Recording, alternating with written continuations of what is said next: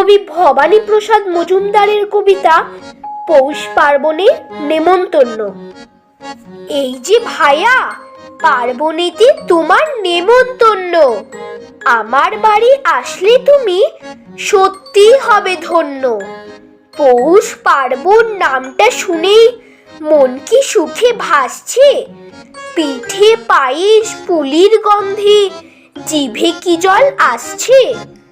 বকুল পিঠে নাম শুনেছ, কিংবা পাটিসাপটার?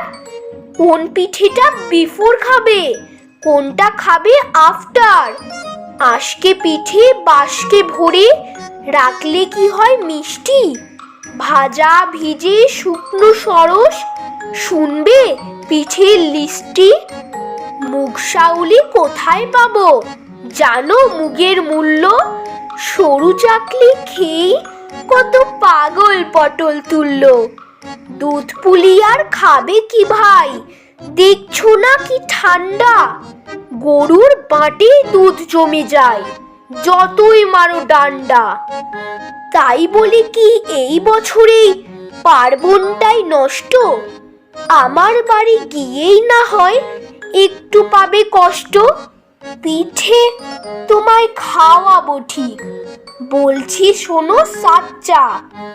লাঠিখানায় তেল মাখিয়েই রাখবো তুলে, আচ্ছা?